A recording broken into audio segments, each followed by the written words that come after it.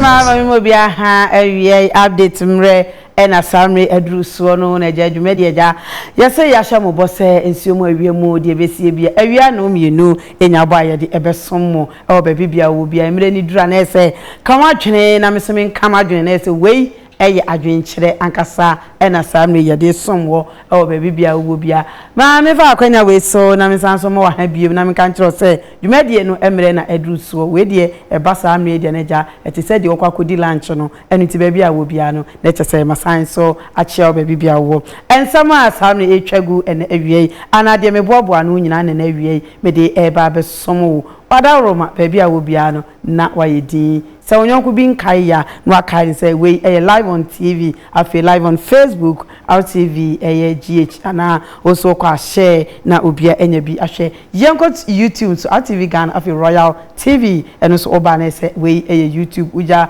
o comment ni gu wada roma ye beba ababe kan edi ama munu aba asamre maje adwa na jam di update no eba be som mo ja ohene ba se wa bonsu se de da ne da ye na edwada ekokosi efiada ensama ababe to edwa ene awie enyina eni se achi palago eni abre edendende ninsema wo kan nyina ne se yase twene Jonas ayira enu nti no ye de sobo ni bi edi abona dodo na ebisa se eye twene Jonas no ehene ene wo de all kan nyina se nye ne ba ene twene Jonas enu nti mo bia emibisa no hwe na emum enye saa na America wo hoi eti obi betimi ayira saa na emum eyesie enom den akwakosie Daddy Fred nso edi nsemwe edi atoa so de Daddy Fred e kan enyina ne se wo se ono de wo ka kire eye oba efrema twene Jonas eye ni sister panyini se enye ne tipen ene woman panyini no aba be threaten woman panyini se we hu twene Jonas a obe holding responsible o se ni se o kasa akora no nti no o de atemdidie bebri edita ato wada roma sansem enyina no ye be ma wo atie wei ana eja eye ohini David so se na ni abredendende afa eye oba efrema ye twene Jonas eye ni sister o se adenti na twene Jonas enyira ye na o de fear and panic eba beto followers ewo so enu nti ono so di we abase twene Jonas save ya samre oda baby odi na duane papa bi enu nti ni followers nyina no obibia enka na koma enfanto ne yam medafo nsam we ene ye ba bedi nkomo emre ema kwan ye ne ejagreja nso no ebedi enkomo ewofia ha na ena wi abrede emiguso kae mu se we mu nyina mu mwa graduation we ask media training institute nyame ayadom yes 9th October na ye graduate students omo by January up to October no ye graduate wo mo juma de Kosuken UST Business School Broxy na Koso na de American nya said dan memende di animi na ni week na jumadi no Koso 12 sharp na jumadi akoso enu nti eguso to ensafro bibio wa chirichiri ene benche yes sempo no ensam twere adwuma wani eje ho a yenso eguso ase bra na wo kumase ahojo enhya yeso baby a Royal TV won ho ene wo akran so ya chimota ABC Johnson ho na abehuye ene eni egita ho na oba ye bejo efeso ono so ekura masene ebene jeba center dane da me kai mu se ono na di edru hepa plus pavi na plasmos nso edi besom ye ne aboa me eni pedu immune system no etime boosting kama edi amaye etinunum no ni bi na emwa ye fa seda ema rich city estate and properties wasi opeja pade dan asase ena ato a ne nyina nso ewo bi edema aseda kese ne edema Kennedy digital satellite se ne nso ye ne ebebon komo ene ma pa nyame fa Kennedy so edi aba TV air condition fridge microwave ene niema hodo ne nyina nso wada na di edi akireye ono so ekura yasene na ye di aseda edi eman kowa mixture immune system booster wasi bomode ne ma immune system enye adwumaye edrowe ye edro bia ankasa agi atum baby bia wo bia kokoto kowa mixture ni bi na eno so no endiu akagine mu medafo baby bia wo bia na traveling to afi wasi sa konti hu nsama wasi bra no fo ntu kwan se empono bia na obi pese okodubai abroche crap so okoso bia yesi se ye kokata wani gisakata no beko bia we bus driver ana uguta esa no dwuma bia ni nyina no eno so ye de wo eko eno nti bra na Atenga Junction eho ene ewo wo pese o ye opabene ana okwadre e driving mu so dia ene na masa kai obiem se ye driving school any traveling tono opposite Atenga Junction eno nti bra Dr. Fokuo Herbal Clinic Dr. Fokuo wose wono de ode bibidro ena esa yare nu bina hahan enu tahini eno no odi edijuma eno nti ba bibia wo bia no bra pechi number 1 ninu pa da so odwa so Fokuo men's powder Foku Herbal Mixture and so ewuja so ye no so etu 3D ase bepe bi enum na emwa Anita Hotel Limited ono so ekra masene ye ne okojo so echa ekroma ho na wo edendende Best Man Capsules is Child Herbal Center for eso ediaba na omusoso say sempo no ojonso che asana ba low sperm count and ase gonorrhea syphilis ene hawa wada roma oso wabomode na wako na ono so otimi aboa menupa no otimi enya bi yekosuhum Hamza Street ne so a na se enya bi edadada Pulse Fitness Center ose gym wanwaso odi aba no opese otinitini wapomu anase wanya stroke na nipadua ho eto no afefiso nya eye bi tennis ball ni nya echire bi medafo o bia wa yekese emro so a oso ba ye beje ofeso kuma se na afi eye Accra na emu Accra de mekwa yeko East Legon Lizzy Sport Complex ubetime hono na yenko kuma se Golden Tulip o afi Denyami Officers Men's na chese ye drew ho medafo we any aboafo a omuso di sika kese edi kra masone masan amobia aha abiem na yen sha semfi that Fred said that Fred any abre ni say sabi eye oba efrema oso yo oba panyin a okra no onua ene Twini Jonas adenti na wo say Twini Jonas edidi omampanyin atama eno de wa anka we mom wo si unhu Twini Jonas ntino wo hodi nana ado responsible o say wa anka say yenye otipen eno no na niema bi wo ho a eyi nkra sese mani se wo ye yentie de ya anka say ya de nya daddy Fred edibetu dwa oba wadwenkyira wo na wo so odi aba ensem bia frema show se hwan ene akobi emzo no so akasai na nikura na wontimi mmie wa kata na ni se ya na nikura wontimi nti o se na damfo ne Twini Jonas na tum say yes na damfo ni dia na je se ne ba bi omo ne nam de nya asem ketwa adofo no ensem a wo kan ne se wo se wa hwe Twini Jonas a wo hu no frema no so abase o wahwehwe Twini Jonas wa friend na onya no friend ba ko onya no ne nyina wone wa ya so ne nsa beka no so ne nsa nka no enti obusa na ado danko akufo ado ene hosina doye ne friend sen wisu bempa se ba bia mu ni nua no afa bia no ohwehwe ni nua na firi omo ho ma menka nche ofrima nya utipan ni Ghana mampanyin na ado ate ase onkura se ye bia na wotiwi ase ya amanfo nka nkyere wo mu Jimmy sem na mote ho ye na amanfo nka nkyere mo no enya mutipan ni Ghana mampanyin ate de meka kyere wo no na ado ba burukyire ensem a o kan se onso mo di fake picture bi nante abontin se na ado akọ Facebook fo ho se opese ye ba ni Twini Jonas na Facebook fo se o monte ase nti hefo na ya na mo kasa ansem ni kyere wo ya na mo kasa ansem ti se nipa entimi enye cross checking picture ya eba se na ado akọ Facebook fo yi aye 2 years picture Kevin Taylor crab church sa picture no na mote ho na adwembone enko na wo mutirima ya munyai se nkurase ye bia no na mu ku Ghana anim ase wa ma no ni too much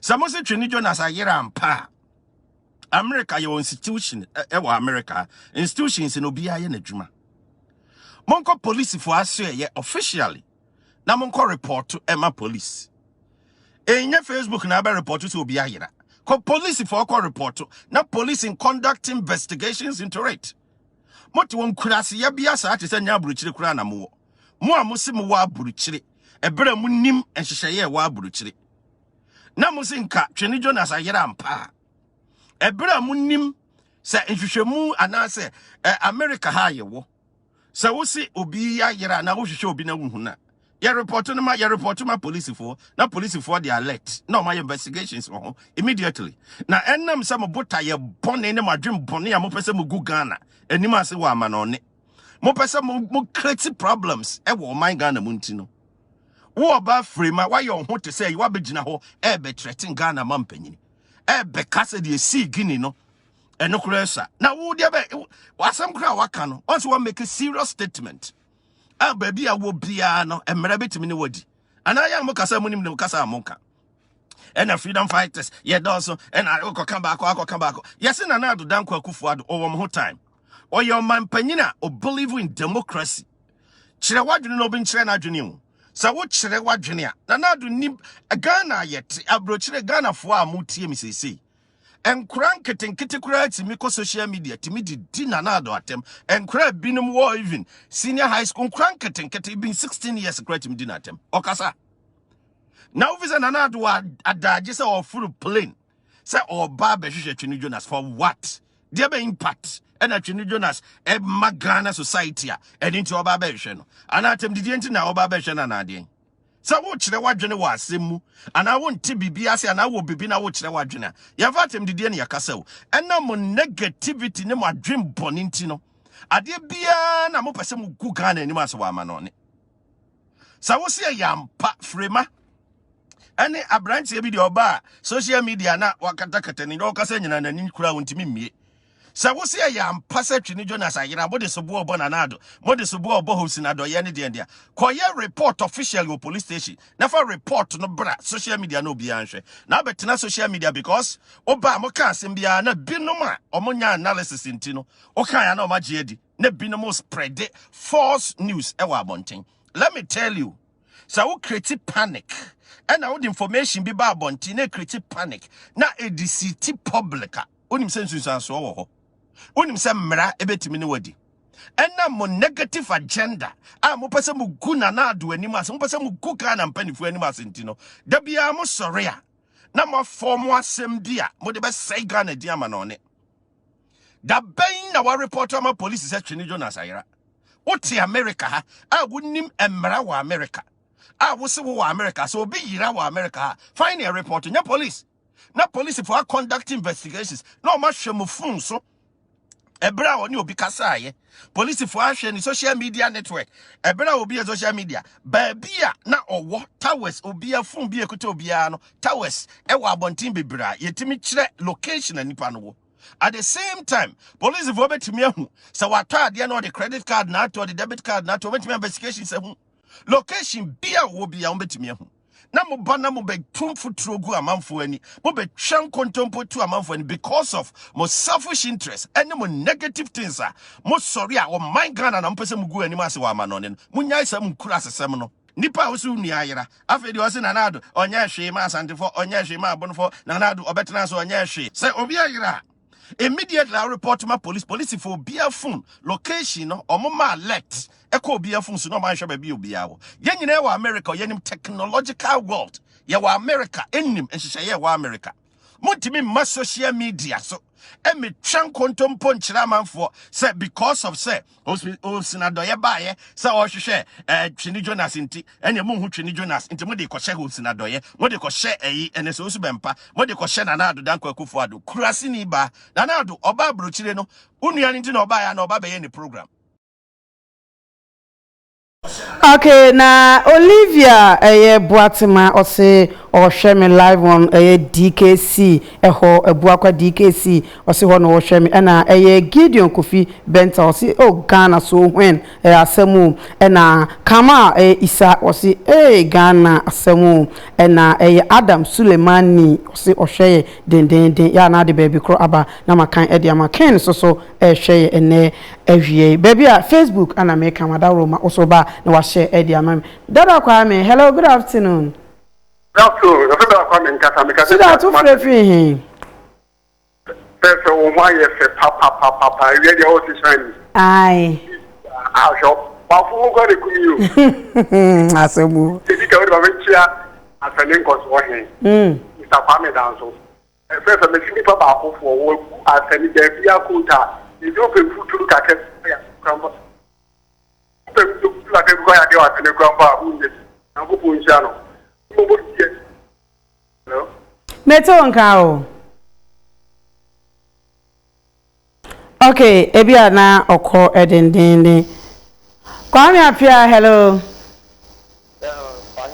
Yes. Mejo so. Mate. Nabato. Omwa. Twini Jonas no Twini Jonas popular. And no Twini Jonas no ye popular. Okay. We telephone na kwala na so say but na kamu tani ye. Na mo jam mo ma boy ni mo ya ko high to mo ache mo. E say daddy kill say daddy han. Daddy Fred. Ababele o. Obi kasaba so officer kasa na yeto pa chambe na mu sama bani ya popla sa Ghana Mate, medase. Okay, hello, good afternoon. Good afternoon, sir. We didn't baby afrefi. Look, no, Mr. Kutia. Yo, are you ever drinking? Say, the journals are 7 and they can be. And mammy, the journals, the 300 times. I did not think that Nampini Bono to the journals to quite a bit. Yeah, man, I'm from the years to pay transfer. Not getting or yet transfer. You see, what is a transfer? And it's a million. What is a good simple for the better parties in his mind? Or much your school, or your post, you school yet transfer near Tomutu, near Okada, near your yard, the dear to Turkey and I was with it. Natural general, the Mudina, you have to your own quite all. You cannot first time be a party. I bought the glass party, you know. The dead magic party and the woman with the birthday in the yard room. What they can decide up for more than 50,000 platinum. From your pocket in your Zuma. Who can you put prison? Now, what I send the whole Ghana. How many prisoners for number for Thomas Tabolan? Mate, yes, so yeah, that's it. Okay, hello, good afternoon. Good afternoon, sir. Good day, baby afrefi. I told me the Bob, me tell you, I think it. Mate, why don't you any sense to that? They said the one say what is say Mo de mu so kokko so aye man mo ni age me boa. Enu kura papa die ni ama so aye man no. Ya de mi my wife. Na we be ni say. Ya be tire Ghana for. E de mo na ni de bo no. Amu ni aya. O mo de ye to ni to ni ye bele. E de ni say that ni journalist no o mo na. O mo so boy ni so na boy ni so anya tumi wo mo so. If you say Ghana for no, yeah, you see him penny for you were in penny for. I think I'm moving on money cost and let me be so say. So actually, do not in social media say me ya confirm conformity to say Abua Papu, Wamusi and next to Usubempa. Any person ya who yet 7 be and it still do. Now, Unana private actually do not see. I'm one with India different. The person will go to I said we need to maybe. I will need to be Ghana for addiction at the Canadian Jonas. Maybe it's the way in Ghana dream of moving one. When it Ghana for Yalia and Dias, Jonas, Yalia and Dias, or Nasa, or Mina, a Juma New and Nipa Bread, can never cost. When it's a moving home, a Catriana, it's a strong, so moving so many, no more agony there, and no one guys agony with Juni. We are there a boy, or Papa, Michia, Mupapa Penino, Papa, okay. Mathematically, 2 amount. Okay, hello, last caller. Good afternoon. Good afternoon. Me ba cho widi. If I join your friend, you were J. Do not friend me be mine. Make us say, Ana kakra bi fufra wo ya waje yanko. Me pacho me ba problem no mu kakra. Na je person me kan say that Fred no. E ma onye na adwen say e bia ono wo ye NPP ni e chen obi. Because ye nyina ye NPP for. Ye to abade ma NPP. But kwan Abua Paponom ene hopeless adoye omo fa so no. Enye nyansa bia hede ni. Because say asem ni adanse ya ye twa asem ni bi na ye adanse. Mo ana mokoye na mo so mokoko hwe nipa no. Mokwa hwe no for what reason? Ye nti na mokwa hwe no. Enti say ye na say ni nua se o hwe na say ohu na. Wo that Fred wo begina ho no asem a wo kan say atemdidi enye. Atemdidi enye wo ba ye no gen na wudi na atem no ono de onye oba na wo de na chi no. Wo tena say na omo kasa achieve say omo ye brand politics. Ana say sycophant je say omo stomach politics na da bi omo ye. Na officer mamu kwa na ye nyina ye te ho no. Ye koso no. Wo de time no beso na ye behwe de mo de be ye campaign.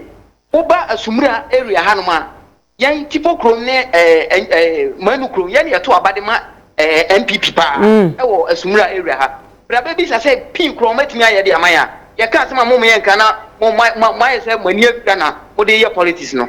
Abre ne beso ye nyina ye de hu. Matemeda say ye kwa ye nim de achipalago